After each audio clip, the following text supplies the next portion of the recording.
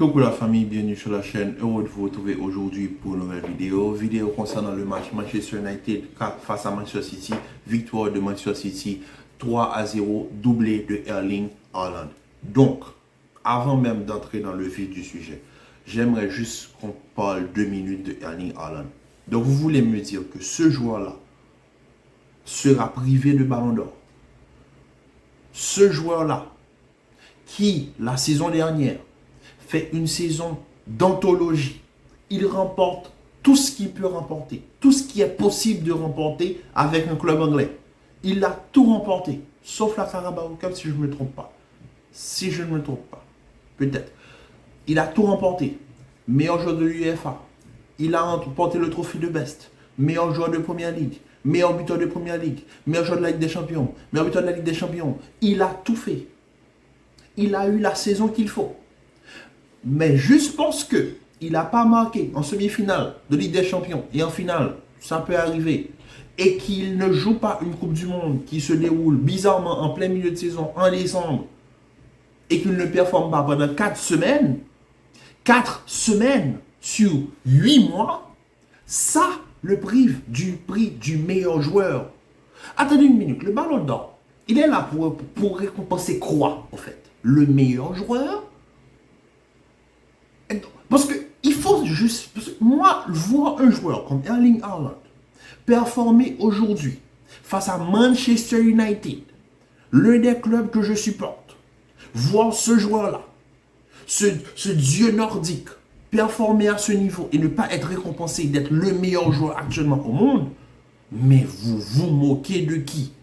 Parce qu'aujourd'hui, j'ai tout entendu, il ne peut pas jouer sans De Bruyne, il n'y a pas ceci, il n'y a plus cela, nada, De Bruyne n'est pas là. Aujourd'hui, double buteur plus passeur. Il est là. Regardez la passe qu'il fait pour Foden. Il aurait pu marquer. Haaland, dans cette position-là, allez, Haaland, le ballon est sur son pied gaucher, il est là, devant, face à face avec Onana, il aurait pu tirer. Mais le gars glisse une balle somptueuse parce que Foden est mieux positionné que lui. Peut-être que c'est même pas un joueur qui pense à ses stats individuels. Il a ses stats individuels, mais il pense aussi d'abord à faire avancer le collectif. Après le match, je le vois parler à Pep Guardiola par rapport à sa tête. Il essaie de prendre une petite session de coaching rapide en 2-2 avec Pep Guardiola après le match. C'est-à-dire que c'est un joueur qui toujours essaie de s'améliorer au fur et à mesure. Donc ce joueur-là ne sera pas récompensé parce qu'il n'a pas performé pendant 4 semaines. Et qu'il n'a pas marqué pendant 3 matchs. Sur toute une saison qui englobe plus de 40, une cinquantaine de matchs. En tout cas, c'était juste une parenthèse. Donc on va juste rentrer directement dans le vif du sujet. Mais sachez que pour moi, ayant grandi avec des joueurs qui ont fait la beauté du football, voir quand la saison, quand Kaka remporte son Ballon d'Or, quand Cannavaro remporte son Ballon d'Or, la saison qu'il fait avec la Juventus, quand je regarde Kaka et la saison qu'il fait avec le Milan AC, quand je regarde Cristiano Ronaldo, quand je regarde certains Ballons d'Or que Messi remporte aussi, quand je regarde les différents Ballons d'Or qui ont été remportés, même Modric, tu te dis que pour remporter un Ballon d'Or, c'est triste à dire, mais c'est soit tu t'appelles Messi, soit tu joues au Real. Donnez-moi les différents ballons d'or de ces dernières années. Vous allez voir. Soit vous appelez Messi, soit vous jouez au Real. Bizarrement, le ballon d'or 2018 est donné à Modric, pas à Cristiano, parce que Cristiano n'était plus au Real. Donc c'est soit vous jouez au Real, soit vous êtes Messi. Donc, Haaland, Mbappé, vous voulez être ballon d'or, allez au Barça, allez au Real, et vous allez remporter vos ballons d'or. Tant que vous êtes dans d'autres équipes, vous n'allez pas remporter le ballon d'or. 4 minutes pour ça, ça me fait un petit peu mal, mais bon, on rentre dans le vif du sujet. Donc, Manchester United qui se fait rouler dessus par City. Est-ce que ça m'étonne? Pas du tout. Aujourd'hui, quand je vois le match, on peut se dire une chose, Manchester is blue. Il n'y a plus de Manchester is red ou whatever. Ça là, cette phrase-là, ça, c'est passé date. C'était avant, sur l'époque Ferguson. Mais maintenant, il y a un nouveau shérif. Le shérif s'appelle Pep Guardiola. Et ce championnat-là, c'est son championnat. On peut dire ce qu'on veut, c'est son championnat. Aujourd'hui, City nous a donné une masterclass de football. Maintenant, une masterclass de football associée à un collectif, mais vraiment bien huilé. Le retour de Jack Grealish aujourd'hui, ça me fait énormément de bien. Grealish, c'est un de mes joueurs préférés. J'aime voir Grealish jouer. J'adore voir comment il joue face au jeu, la manière dont il arrive à rentrer le ballon et son association avec Bernardo Silva est exceptionnelle. Bernardo Silva, quel joueur. Alvarez, quel joueur. Foden, quel joueur. Quand tu regardes City, tu te dis, il n'y a pas moyen que City perde. Au fait, ça c'est déjà de base. Mais ensuite, quand tu regardes l'adversaire qui est en face, mais c'est désolant. En tant que supporter de Manchester United, tu regardes Manchester United, tu te dis, ah, c'est compliqué. Parce que tout l'argent qui a été dépensé, les Anthony qui te coûtent à 100 millions, qui sont là, dès qu'ils rentrent, ils donnent des coups de pied au lieu de jouer au football. Mason Mount qui ne joue pas. McTominay qui se retrouve à être attaquant sur certaines phases de jeu. Rashford qui pense qu'il est tout seul dans l'équipe. Ojun qui ne reçoit pas de ballon. Bruno Fernandes qui parfois est complètement absent sur le terrain. Tu te retrouves dans une équipe où tu as des joueurs comme Raphaël Varane, Lisandro Martinez, Lindelof, et tu te retrouves avec Johnny Evans, un vétéran, ancien joueur de United, qui est revenu dans l'équipe, à être titulaire face à Erling Haaland. Et tu t'étonnes que tu te fasses rouler dessus. Vous avez vu les seconds ballons, dès qu'il y a un ballon long, c'est un joueur de City. Tous les joueurs de United étaient là à reculer, à attendre la balle sur la largeur. Mais non, le football se joue dans le demi-espace. Vous connaissez pas Pep Guardiola? Attends, Eric Ten Hag, toi et moi, on n'est pas amis. On le sait. Toi et moi, on n'est pas amis. Déjà, on n'est pas amis. Voilà. Mais tu étais assistant de Guardiola, non? Tu sais très bien que Guardiola utilise le demi-espace.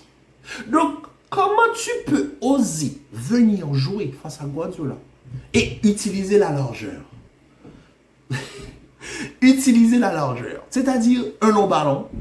Mettons, un long ballon. Garnacho, ou je ne sais pas qui, ou Anthony, mettons. Peu importe, prenons un exemple, Rashford. Un long ballon, Rashford. Au lieu d'anticiper et de fermer pour élargir le jeu, non, Rashford ouvre. C'est-à-dire il a même pas encore reçu le ballon, il recule. Mais non, les Walker, les Ruben Dias, ils vont anticiper. Ils vont anticiper parce que tu n'utilises pas la largeur face à Guardiola. Vous n'avez pas compris? Pour utiliser la largeur face à Guardiola, il te faut un milieu de terrain qu'on appelle Modric, Kroos, Casemiro. Si tu n'as pas ce milieu de terrain capable de gérer et d'anticiper sur certaines phases, tu vas jouer avec Bruno Fernandes et Amrabat et j'en passe, tu n'iras nulle part. Tu ne peux pas jouer comme ça devant Pep Guardiola. Aujourd'hui, Pep Guardiola t'a corrigé et c'est une bonne chose. Parce que 10 matchs, 5 victoires, 5 défaites. Voilà le bilan de Manchester United pour le moment en première ligue. 10 matchs, 5-5, c'est tout. Il n'y a même pas de match nul. C'est soit tu perds, soit tu gagnes. C'est tout. Manchester United, c'est désolant. C'est désolant en étant fan de football et regarder Manchester United à quel point Manchester United est devenu un club de seconde zone. C'est désolant. C'est vraiment désolant.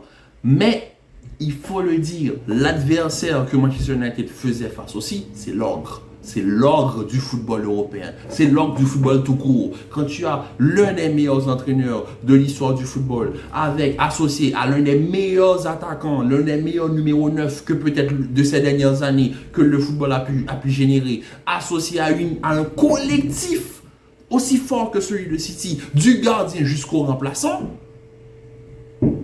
même au remplaçant, jusqu'au cuisinier. C'est impossible. C'est impossible de les battre. Et aujourd'hui, United a reçu une leçon. City a mis moins d'intensité. Ce n'est pas une leçon comme ils ont donné au Real Madrid dans la semi-finale l'année dernière au match retour quand ils ont gagné tranquille au Willou. Là, ils ont mis une intensité moindre que face au Real Madrid. Et même là, United, ils ont à peine eu la chance de matcher peut-être 50% de la capacité que ce que City a déployé aujourd'hui. Tout en sachant que City n'avait pas de Bruyne et qu'ils ont perdu Mahrez, Gundogan, De Bruyne. Et malgré ça, on a eu une leçon de football aujourd'hui. Franchement, félicitations à City, quand il n'y a rien à dire. United va réviser tes leçons. Eric Ten Hag, je pense qu'il faut peut-être aller réviser tes carnets où tu étais assistant de Guardiola pour se dire, ah ouais, le demi-espace, quand est-ce que je l'utilise au fait? J'ai des joueurs comme Eriksen, Bruno Fernandes, il faut que je les fasse jouer dans le demi-espace, au fait. Il faut qu'ils anticipent quelques ballons. Parce que si tu penses que c'est élargir le jeu face à Guardiola, tu vas te faire punir. Parce que tout... Il y a une partie du match où, littéralement, Ruben Diaz est dans la partie adverse du Manchester United. C'est-à-dire que la défense de City est dans la partie de Manchester United. Et tu ne pouvais pas les prendre dans le dos. Parce que dès que tu essayais de faire un long ballon, tes joueurs, au lieu d'attaquer la balle pour essayer de déclencher des 1-2 dans le demi-espace pour prendre City par la vitesse, ils reculent. Donc écoutez, si c'est ça que tu peux offrir en première ligue, ça ne m'étonne pas que tu aies 10 matchs, 5 victoires, 5 défaites. 5 victoires, 5 défaites. Parce que tu est un entraîneur qui n'arrive pas à varier son jeu et qui n'arrive pas à corriger son jeu. Depuis que tu es arrivé à Manchester United ne va pas bien et Manchester United va de mal en pire. Parce que tu ne peux pas me dire que tu arrives dans une équipe, tu as des problèmes avec tout le monde. Cristiano a le problème, d'accord. Et déjà a un problème, il ne joue pas avec son pied, d'accord. Tu recrutes Onana, parfait. Harry Maguire, tu ne le voulais pas, maintenant c'est lui qui te sauve. Tu vas me recruter Johnny Evans. Il n'y avait pas. Jean, il y a. Attends. Jean, tu regardes pas la Bundesliga? Tu ne vois pas les Maxence Lacroix à Wolfsburg, les Tapsoba en Bayer Leverkusen? Il n'y a pas d'autre option. Donc, tu es obligé d'aller acheter, recruter un vétéran. Mais bizarrement, qui joue pas mal, hein? Mais c'est ça. Tu vas recruter un vétéran qui était à Manchester United, que Manchester United a vendu dans le passé, que tu es allé rechercher. Pourquoi? En tout cas, aujourd'hui, j'ai vu une leçon de football et franchement, ça m'a fait plaisir. Et Erling Haaland, franchement, c'est injuste ce qui va t'arriver demain, mais quand même, sache que la communauté foot est avec toi. Donc, sur ce, la famille, je vous dis à très bientôt pour une nouvelle vidéo. Commentez, likez, partagez. Restez en paix, en santé. Les fans de Manchester United, on est avec vous. Ça va aller. On est avec vous. Et pour le reste, les fans de City, prenez du plaisir. Et comme je vous dis, abonnez-vous, likez, partagez. Et je vous dis à très vite pour une nouvelle vidéo. Peace.